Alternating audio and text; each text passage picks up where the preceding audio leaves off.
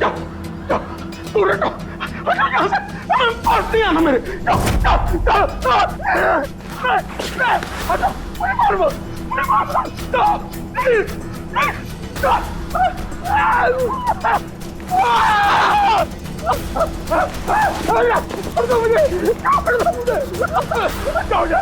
मेरे पास मत आना, जाओ जाओ यहाँ से, मुझे मत मारो, छोड़ दो प्लीज, मुझे मत मारो, जाओ जाओ प्लीज, मुझे मत मारो, मत मारो मुझे छोड़ दो प्लीज, छोड़ दो मुझे, मारो मत मुझे।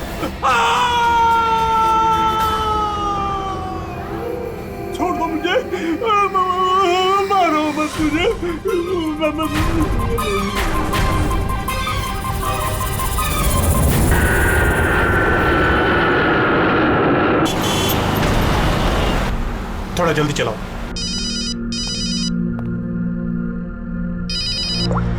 हेलो, इसवी प्रद्युमन।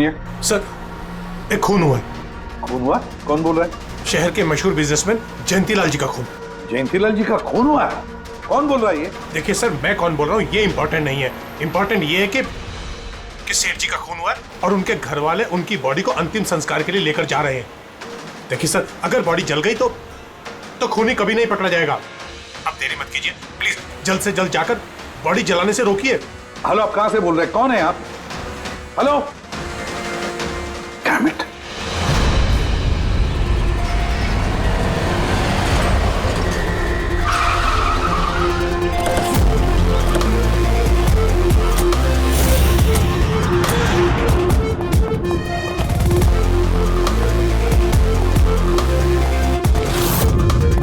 अरे कौन है आप लोग? ऐसे कैसे घर में अंदर आ रहे हैं? हम लोग सीआईडी से हैं। घर के सारे लोग कहाँ हैं? सर वो लोग तो साहब की बॉडी लेकर शमशान घाट गए हैं। शमशान घाट गए?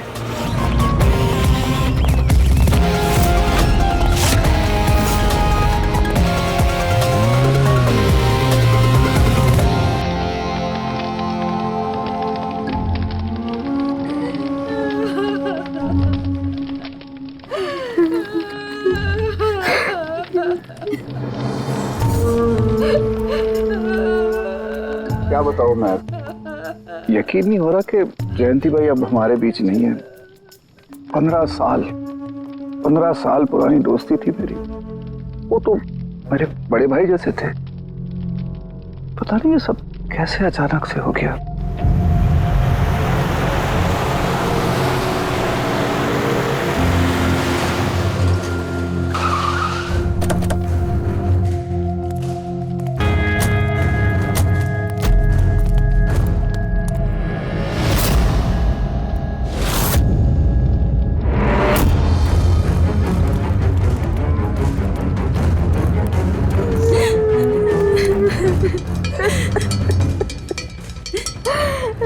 माँ चुप हो जाओ। Excuse me.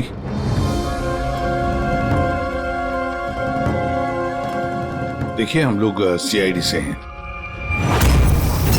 हाँ? जयंतीलाल जी के परिवार वालों से मिलना चाहते हैं।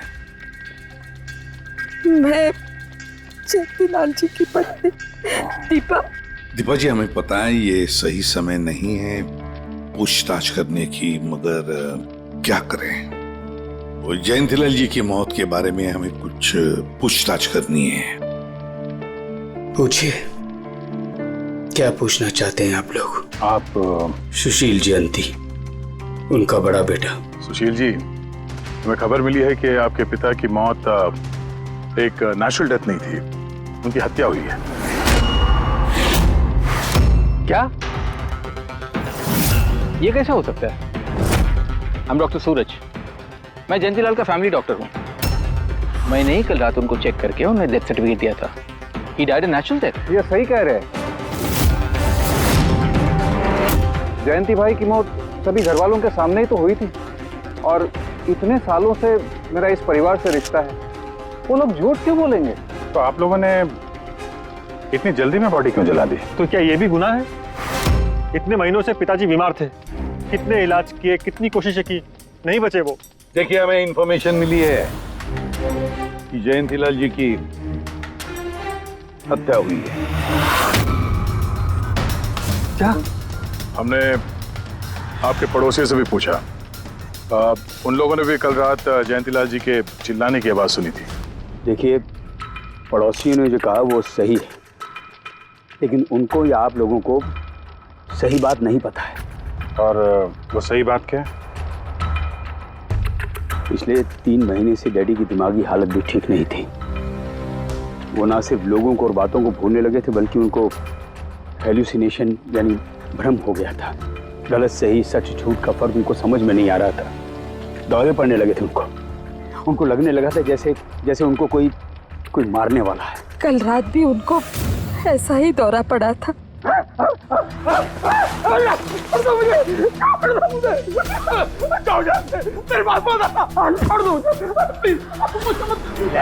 शांत, कूल।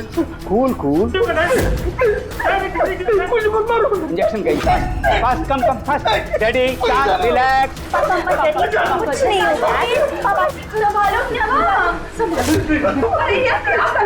बच्चों की तरह क्यों जिद कर रहे हो? सुशील जी, उनका स्लीव ऊपर करो। जाने दो, मुझे मारो। बस।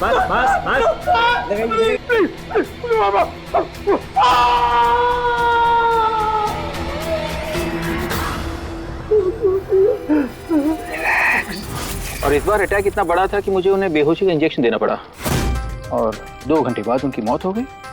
मैं आपको सारी डिटेल्स दे सकता हूँ, उनकी मेडिकल रिपोर्ट्स, मेडिकल हिस्ट्री, दवाइयाँ, सब कुछ दे सकता हूँ मैं आपको। हो गई तसल्ली आपको?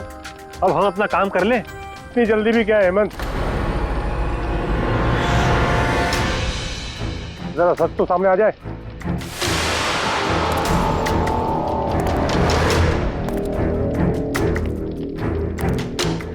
आप सर, मेरा नाम मोहन है, मैं जयंतीलाल जी का वकील। मैंने आपको फोन किया था सर। मोहन जी, आपको ऐसा क्यों लगता है कि जयंतीलाल जी की हत्या हुई है? मेरे शक की वजह है उनकी वसीयत। लेकिन ऐसा क्या है इस वसीयत में? सब कुछ, कि उनकी जायदाद में से किसको कितना हिस्सा मिलेगा। उससे क्या फर्क पड़ता है? हम सब एक फैमिली हैं, किसी को छोटा किसी को बड़ा शेयर मिलेगा, यही ना? ऐसे ओके, कोई फर्क नहीं पड़ता है। अगर जयंतीलाल जी की मौत नेचुरल ना होकर मर्डर साबित हुई तो आप में से किसी को भी उनकी जायदाद का कोई हिस्सा नहीं मिलेगा। Nothing at all. ऐसे कैसे हो सकता है? मुझे बराबर याद है कि 1 साल पहले उन्होंने मेरी सलाह लेकर ही ये वसीयत बनाई थी और उसमें तो ऐसा कुछ भी नहीं लिखा था। दीपा जी, 3 महीना पहले उन्होंने नई वसीयत बनवाई थी। ये क्या बोल रहे हैं आप? ये कैसे हो सकता है? ये सब कुछ बकवास है। अरे पिताजी आपको कब मिले? आप तो 3 महीने से हमारे घर पे आए नहीं और पिताजी भी 3 महीने से घर के बाहर निकले ही नहीं। तो फिर? हेमंत, वो खुद मेरे ऑफिस में आए थे 3 महीना पहले। दीपा जी, 3 महीना पहले उन्होंने नई वसीयत बनवाई थी। ये क्या बोल रहे हैं आप? ये कैसे हो सकता है? ये सब कुछ बकवास है। अरे पिताजी आपको कब मिले? आप तो 3 महीने से हमारे घर पे आए नहीं और पिताजी भी 3 महीने से घर के बाहर निकले ही नहीं। तो फिर? हेमंत, वो खुद मेरे ऑफिस में आए थे 3 महीना पहले। मैं अब जिंदा नहीं रहूंगा। आप क्या कह रहे हैं सर? कोई मेरी जान लेना चाहता है, मुझे मार डालेगा। सर, कैसी बात कर रहे हैं आप? कौन है जो आपको मारना चाहता है? कोई अपना,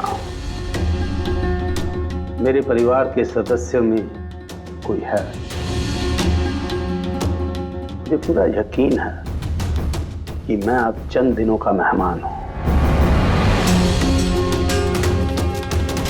सर, कौन है वो? कहा ना, कोई अपना। क्या सोच रहे हो? पुलिस के पास जाऊं?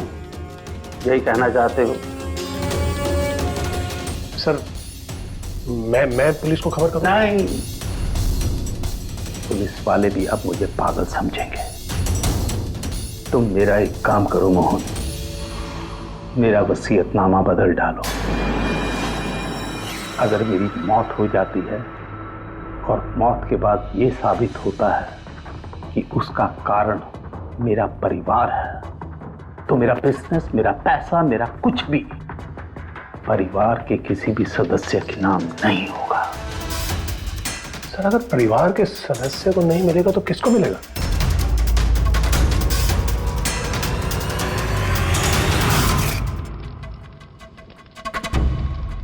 हमें नहीं तो किसे मोहन?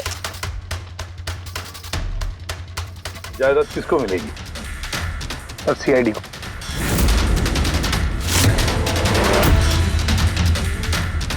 क्या बकवास कर रहे हैं आप? जी सर, अगर जयंतीलाल जी की मौत हत्या साबित होती है तो उनकी सारी जायदाद जो कि लगभग 5,000 करोड़ है वो सीआईडी को और पुलिस वेलफेयर डिपार्टमेंट को मिलेगी। ये क्या मजाक कर रहे हैं आप? ऐसा कैसे हो सकता है? हो सकता है अगर उनकी मौत हत्या साबित हुई तो। लेकिन उनकी तो हत्या हुई नहीं, हम वहीं तो थे, जो कुछ भी हुआ हमारे सामने हुआ है। उनकी हत्या हुई है या नहीं वो हम पता लगा लेंगे। अरे आप कैसे पता लगाएंगे? बॉडी तो है ही नहीं। बॉडी जल चुकी तो क्या हुआ, राख तो है। जब तक ये केस सुलझती नहीं तब तक जयंतीलाल जी की राख हमारी कस्टडी में रहेगी। अरे लेकिन सॉरी मैम।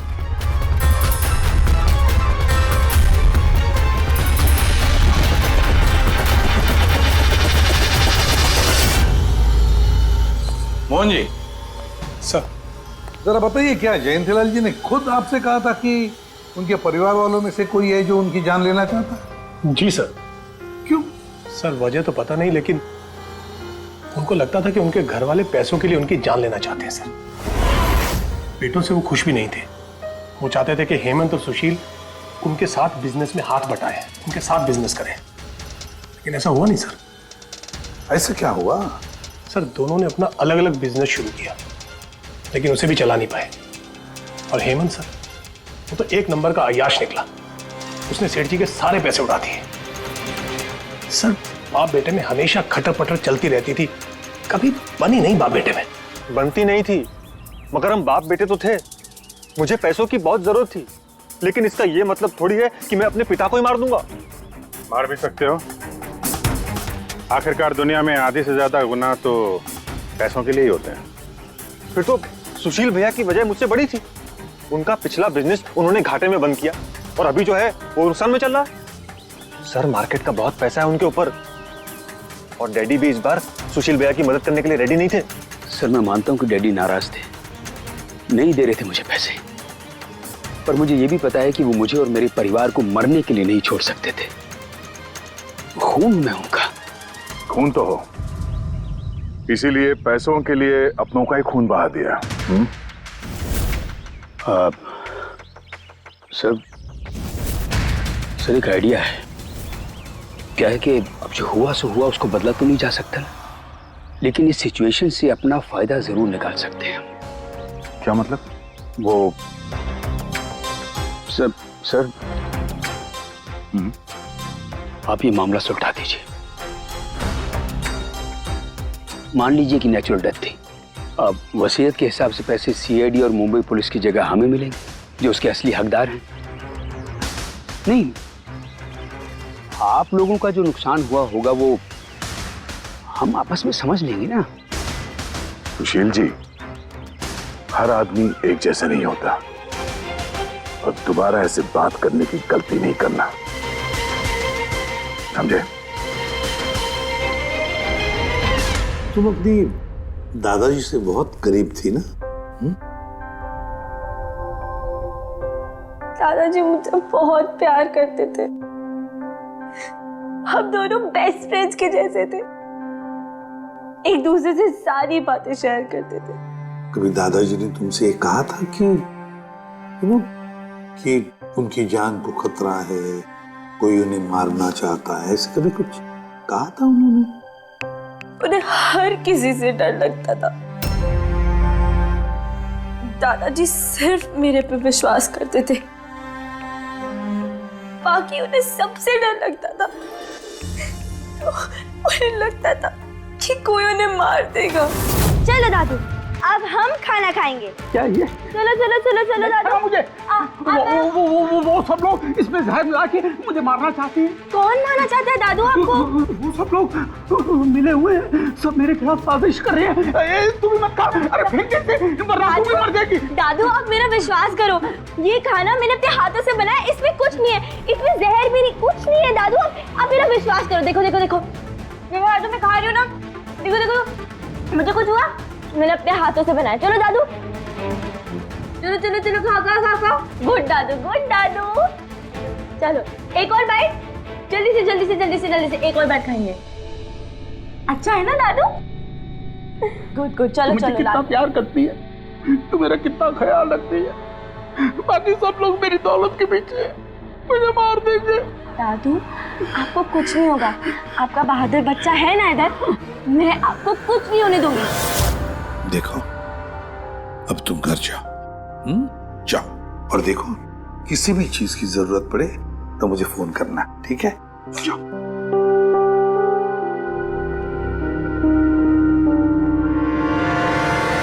हाँ सारुके, बता क्या निकला राख में से? बॉस, राख में से बड़ी जबरदस्त बात निकली है। हालांकि इस राख ने मुझे कम परेशान नहीं किया, लेकिन मैंने भी इसका मुंह खुलवा ही लिया, है ना? तो फिर बता दे यार। बताता हूं। तारिका। हाँ सर, हमने इस राख का स्पेक्ट्रोस्कोपी टेस्ट किया। फिर रिपोर्ट से बात साबित हो गई है बॉस कि जयंतीलाल की मौत नेचुरल नहीं है, जयंतीलाल को मारा ही गया। क्या कहा तुमने? जयंतीलाल की मौत नेचुरल डेथ नहीं थी? नहीं। कैसे सारुके, कैसे मारा? लार्सनिक से। लार्सनिक? जयंतीलाल की राख में हमें लार्सनिक मिला है बॉस। राख में से लार्सनिक? सर कुछ केमिकल्स और हेवी मेटल्स, धातु ऐसे होते हैं जो जलने पर भी नहीं खत्म होते। लार्सेनिक उनमें से एक है, इसलिए लाश के पूरी तरह जल जाने के बावजूद उसमें मौजूद लार्सेनिक जलाने और राख में ऐसे ही रहा। लेकिन एक बात समझ में नहीं आ रही है सारुके, कि अगर जयंतीलाल की मौत लार्सेनिक की वजह से हुई है तो फिर उसके फैमिली डॉक्टर सूरज को ये पता कैसे नहीं चला? पता कैसे नहीं चला? उसने नेचुरल डेथ का सर्टिफिकेट इश्यू किया ही कैसे और क्यों? बॉस, अगर लार्सनिक जैसा जहरीला केमिकल इंसान के शरीर में एक साथ बहुत ज्यादा मात्रा में पहुंचा दिया जाए तो इंसान की तुरंत मौत हो जाती है, लेकिन अगर यही जहर धीरे धीरे थोड़ी थोड़ी मात्रा में उसके शरीर में पहुंचाया जाए तो उसकी मौत एक साथ एकदम नहीं होती है। पहले उसकी याददाश्त जाती है, फिर उसे अजीब अजीब से सपने आने लगते हैं, उसे हेलुसिनेशन होने लगता है, भ्रम होने लगता है, फिर पागलपन के दौरे पड़ते हैं।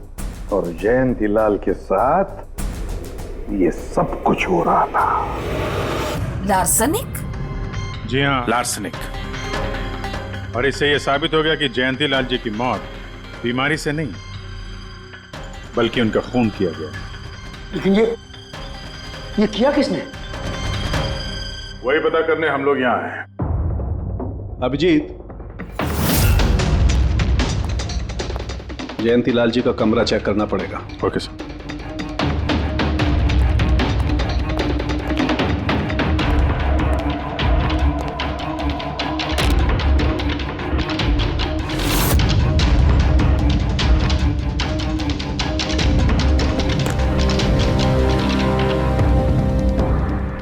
हम पे शक कर रहे हैं? आपने ऐसे सोच भी कैसे लिया कि हम लोगों में से कोई ऐसी घिनौनी हरकत कर सकता है? ऐसा कुछ नहीं है माँ, ये सब इनकी चाल है। डैडी की प्रॉपर्टी इन्हें मिल जाए इसके लिए मनगढ़ंत कहानी बना रहे हैं ये लोग। बकवास मत करिए सुशील जी, दोबारा ऐसा बोला ना अंदर डाल दूंगा।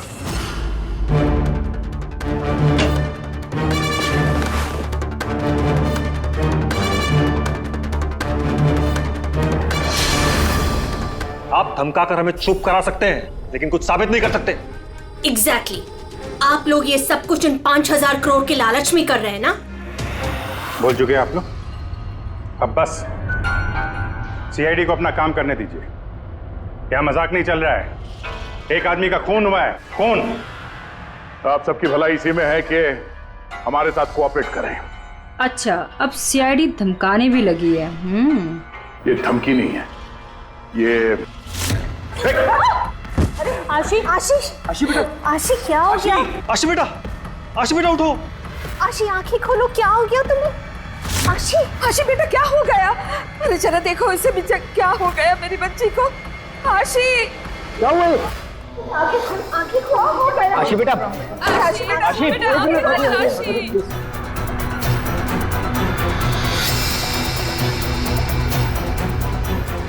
क्या हो गया इसे?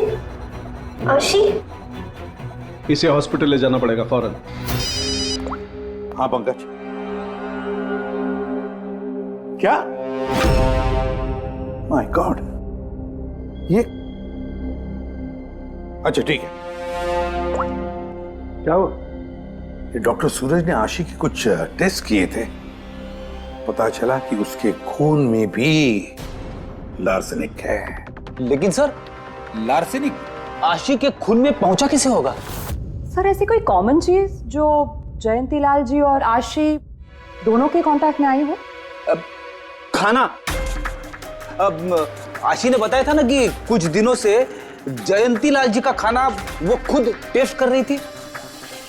नहीं बस खाना नहीं, ये कुछ और है। ये सालों के साथ ये आपको कैसे पता चला? बताता हूं, बस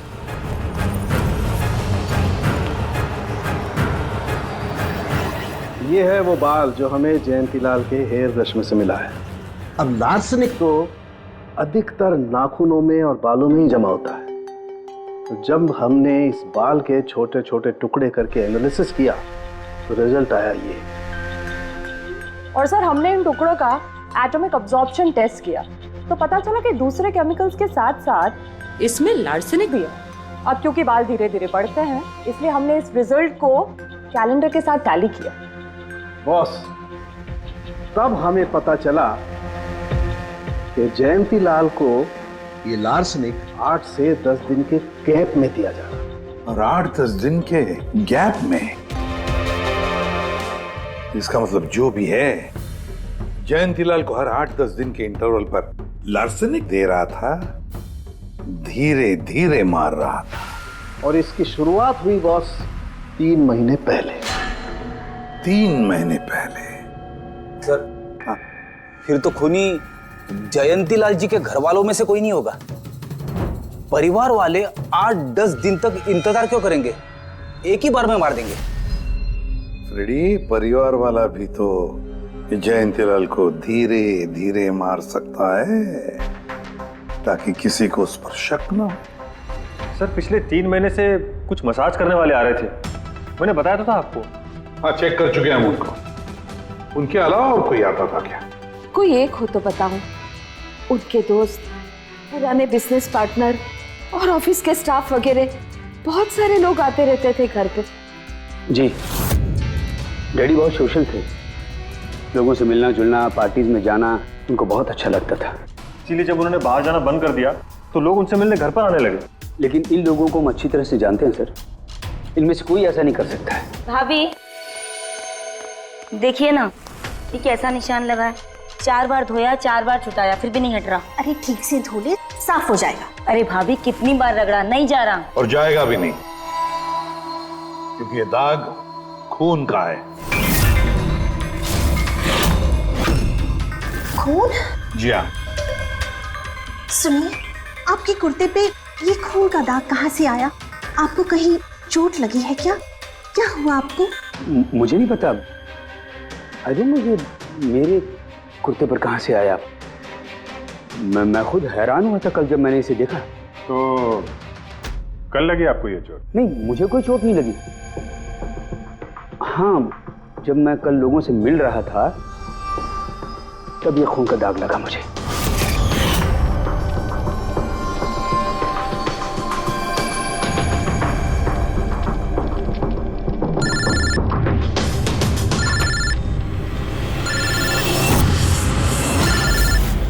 बिना चोट खून के धब्बे, अजीब बात है।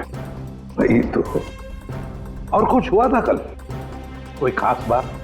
नहीं सर, और कोई खास बात नहीं। साहब, एक बात अजीब हुई थी। क्या? कल सुबह मुझे गार्डन में कांच के कुछ टूटे हुए टुकड़े मिले थे। कांच के टूटे हुए टुकड़े? तो फिर? साहब, उन टुकड़ों में खून लगा हुआ था। क्या? कांच के टुकड़ों में खून लगा हुआ था? जी। कहाँ पर है वो? वो तो मैंने कचरे के डिब्बे में डाल दी।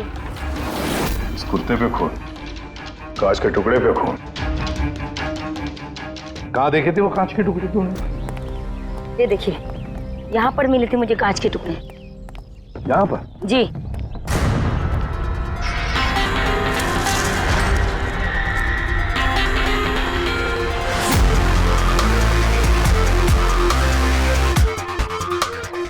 टूटा हुआ बल्ब है सर।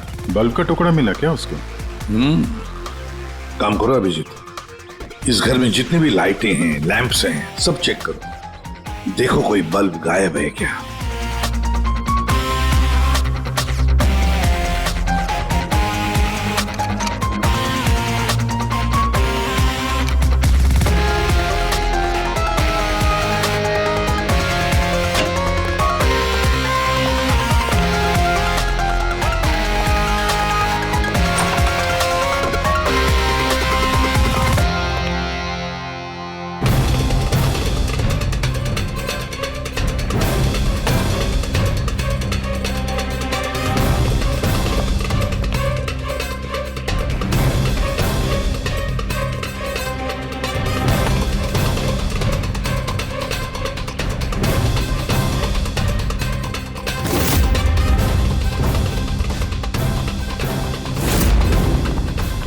सर, सब जगह देख लिया, कांच का टूटा हुआ सामान कहीं पे भी नहीं है। सर कुछ नहीं मिला।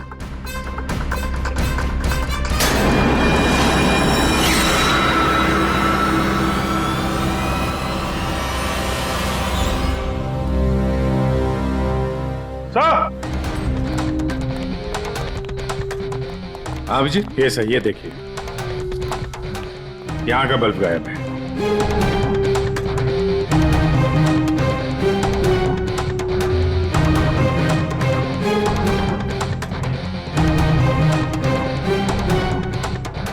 बड़ी अजीब बात है, ये लैम्प तो बिल्कुल ठीक था। मैं और दादू इस लैम्प के नीचे काम भी किया करते थे, और जिस तरह दादू की मौत हुई तब भी ये लैम्प ठीक था, इसमें बल्ब था और ऑन था।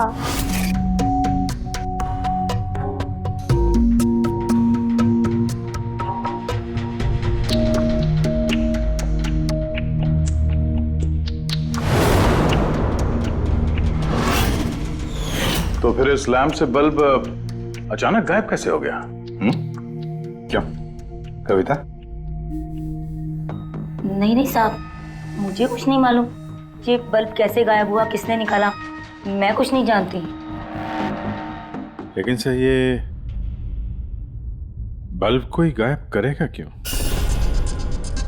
सर, इस बल्ब का और इस लैंप का कुछ ना कुछ तो लेना देना है इस केस में।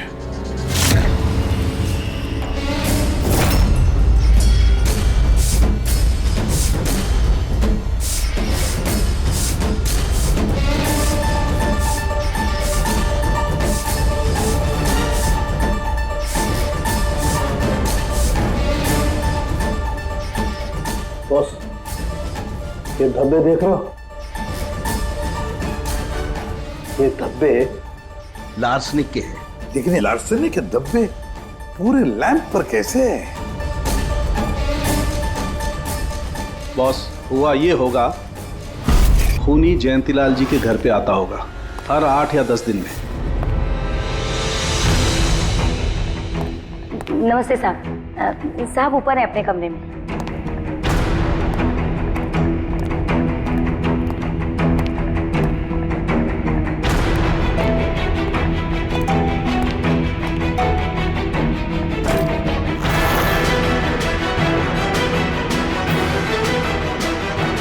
और चुपके से जयंतीलाल के टेबल लैंप पे लार्सनिक छिड़कता होगा।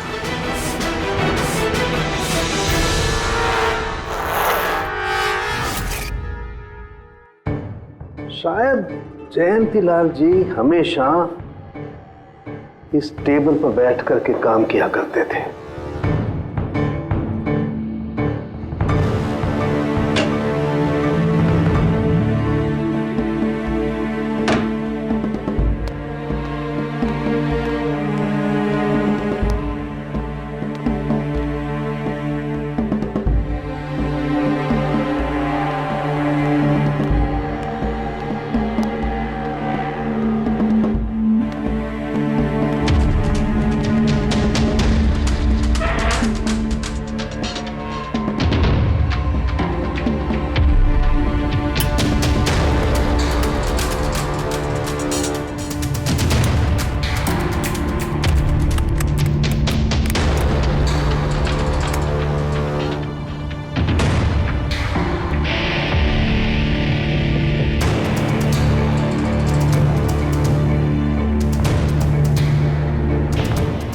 और जैसे ही ये बल्ब गर्म होता था, लार्सनिक धीरे धीरे फैलकर जयंतीलाल जी की सांसों में घुल जाता था।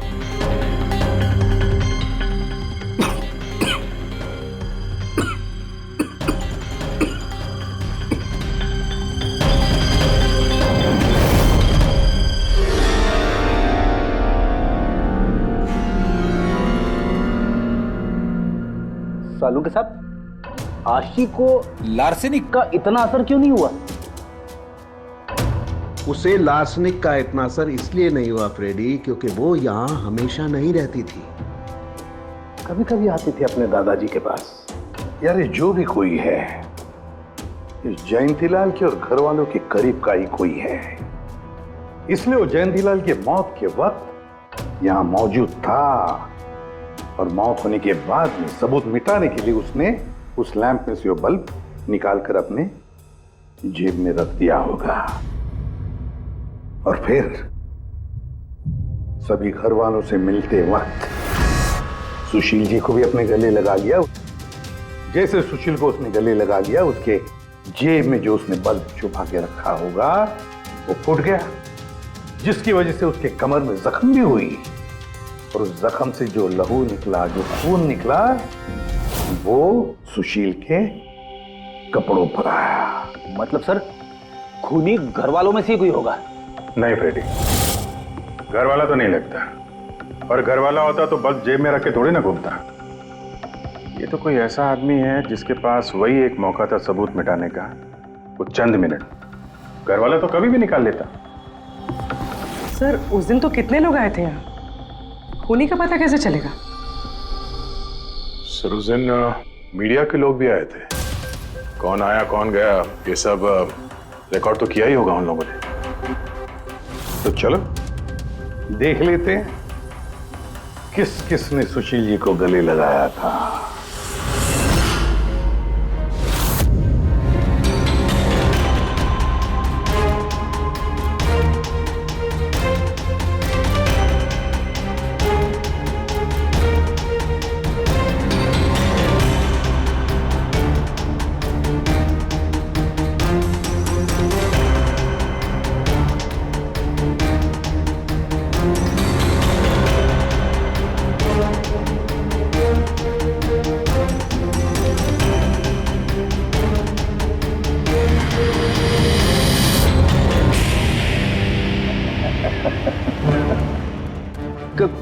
क्या हुआ सर, खूनी का पता चल गया? हाँ फ्रेडी, खूनी मिल गया। कौन है? फ्रेडी, इस आदमी की पूरी कुंडली निकालो, पता लगाओ पिछले 3 महीनों में ये कहां कहां गया था, किस किस से मिला था, क्या क्या किया है इसने, सब कुछ।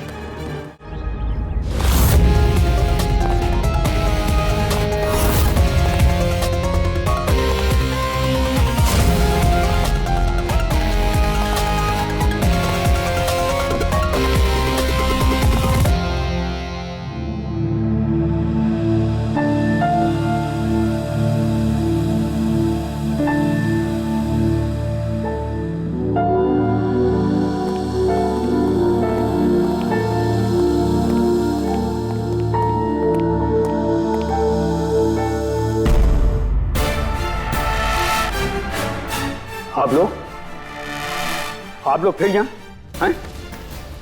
खूनी का तो पता चला नहीं होगा, कुछ छानबीन रहेगी होगी। नहीं सुशील जी, कोई छानबीन नहीं बची है, खूनी का पता चल गया है, और खूनी अभी इसी वक्त यहां हम सब के बीच मौजूद है। क्या? कौन है वो?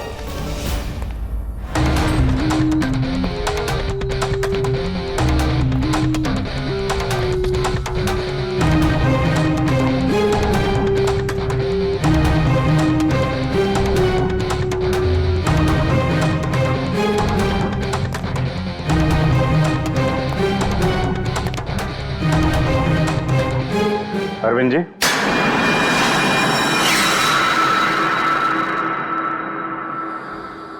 जरा उठेंगे आप? मैंने क्या किया? अरविंद जी, आपने क्या किया इसका तो पता हमने लगा ही लिया। बस अब आपके कारनामे हम आप ही के मुंह से सुनना चाहते हैं। क्या बकवास है ये? आप मुझ पर इल्जाम लगा रहे हैं।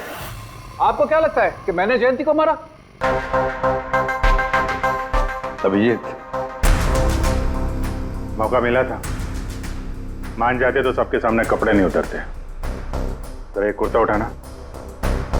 क्यों? अरे उठाओ सर। क्यों?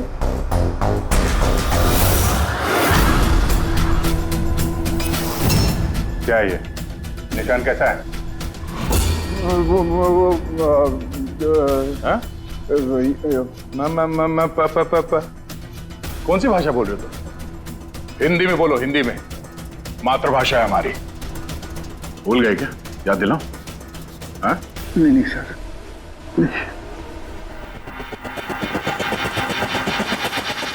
बताता हूँ।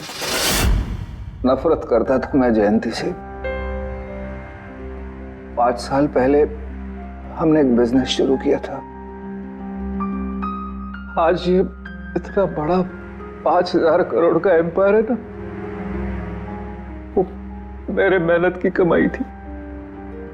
मैंने अपनी जिंदगी की सारी जमा पूंजी इस बिजनेस पे लगाई थी, पर जयंती की नीयत में खोट थी।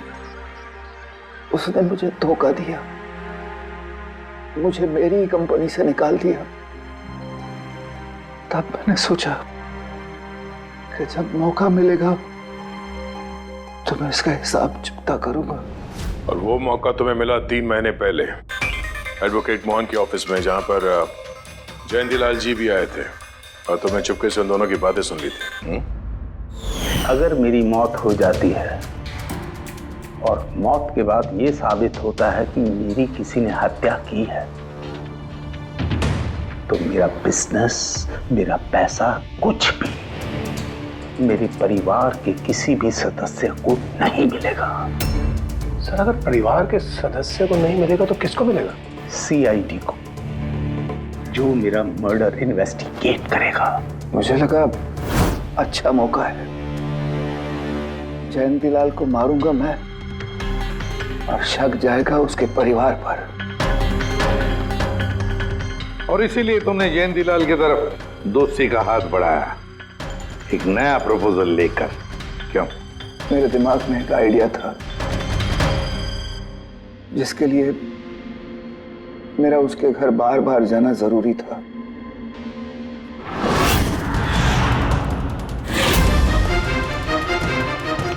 साहब ऊपर है अपने कमरे में।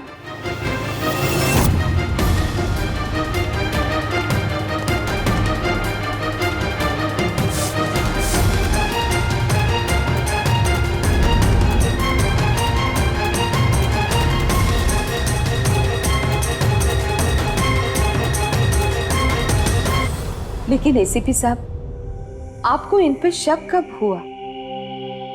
दीपा जी, जयंतीलाल जी की अंत्येष्टि के दिन जो मीडिया कवरेज हुआ था, जो मीडिया वालों ने वीडियो फुटेज लिया था, उसकी मदद से जयंतीलाल जी के अंत्येष्टि के दिन घर के बाहर जो इन्होंने कुर्ता पहना था, शमशान भूमि पर वो कुर्ता बदल दिया गया था, क्योंकि उस पर खून जो लगा हुआ था। क्यों अरविंद जी?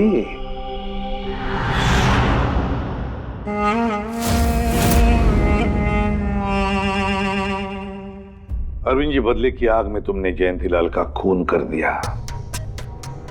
क्या मिला तुम्हें? कैसा सुख मिला? गलत किया तुमने, गलत किया। फ्रेडी,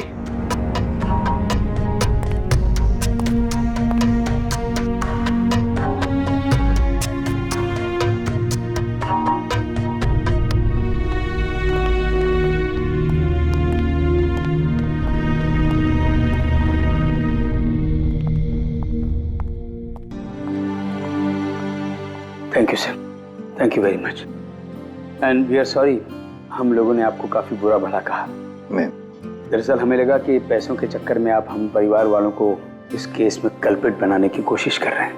नहीं, कोई बात नहीं। ACP साहब, मैं मेरे पति की अंतिम इच्छा पूरी करना चाहती हूँ। सीआईडी और पुलिस वेलफेयर फंड में मैं डेफिनेटली डोनेट करूंगी।